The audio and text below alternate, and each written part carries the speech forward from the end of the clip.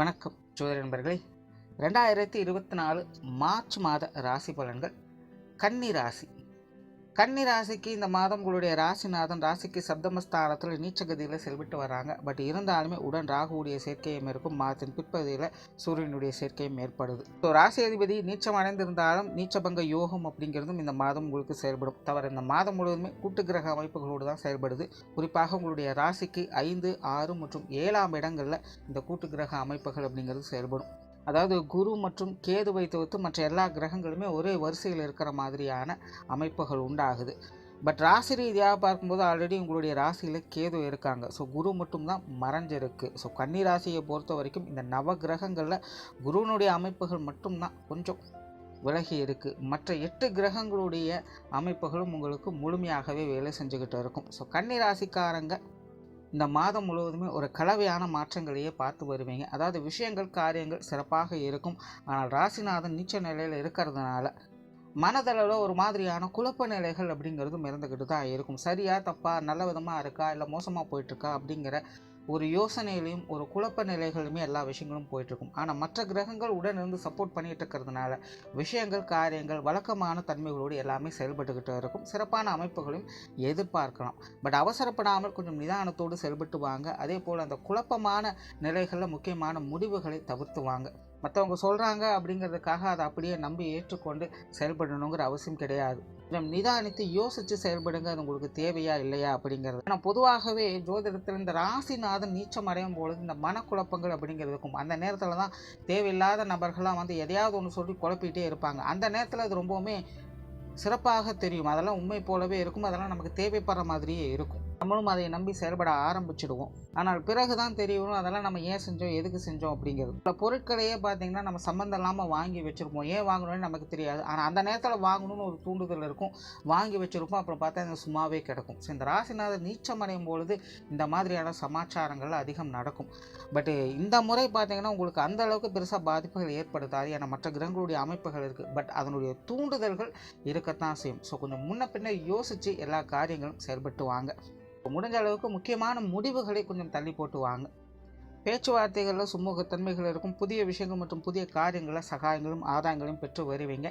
காரியங்களில் அலைச்சலும் உண்டு, அலைச்சலுக்கேற்ற ஆதாயமும் உண்டு.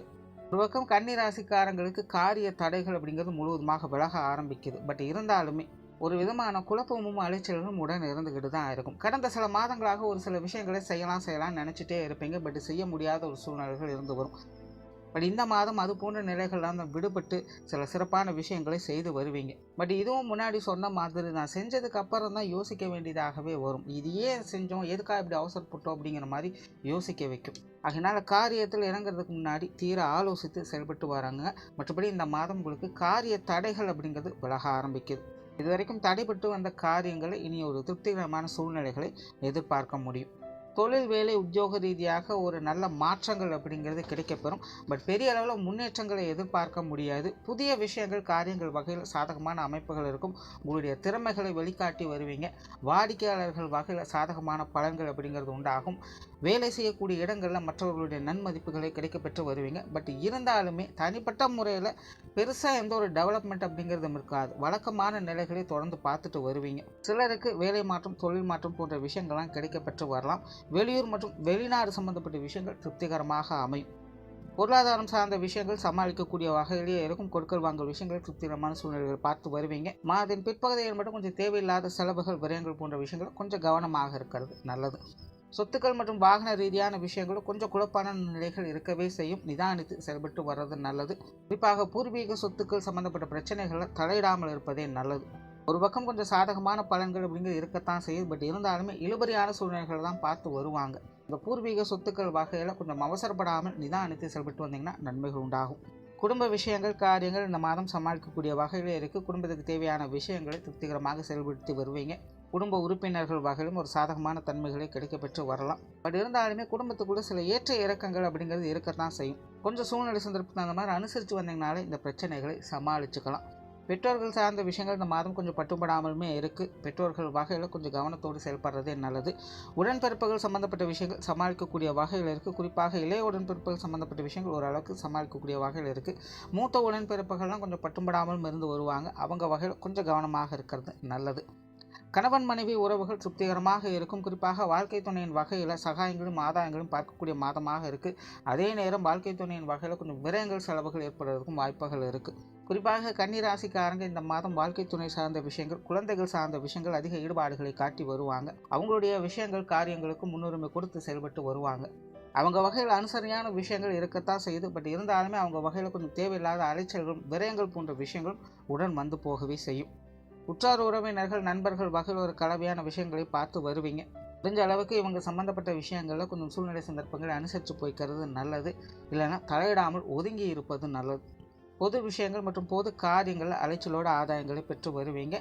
மாணவர்களுக்கு கல்வி மற்றும் வித்தை சார்ந்த விஷயங்கள் முயற்சியின் அடிப்படையில் நற்பலன்களை பார்த்து வருவாங்க. ஒரு பக்கம் விஷயங்கள் காரியங்கள் திருப்திகரமாக அவங்களுக்கு இருந்துக்கிட்டு இருக்கும்.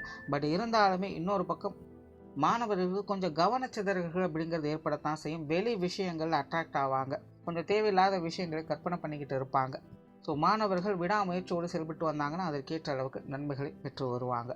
ஸோ ஓவராலாக இந்த மாதம் கன்னி ராசியை பொறுத்த வரைக்கும் அனைத்து விஷயங்களுமே ஒரு கலவையான நிலைகளில் தான் இருக்குது. விஷயங்கள் காரியங்கள் வகையில் நன்மைகளை பெற்றாலும் கூட ராசிநாதன் நீச்சம் அடைஞ்சிருக்கிறதுனால கொஞ்சம் குழப்ப நிலைகள் இருக்கவே செய்யும். அனைத்து விஷயங்களும் நிதானித்து சிந்தித்து செயல்பட்டு வந்தீங்கன்னா இந்த மாதம் சிறப்பான பலன்களை எதிர்பார்க்கலாம். நன்றி, வணக்கம், வாழ்க வளமுடன்.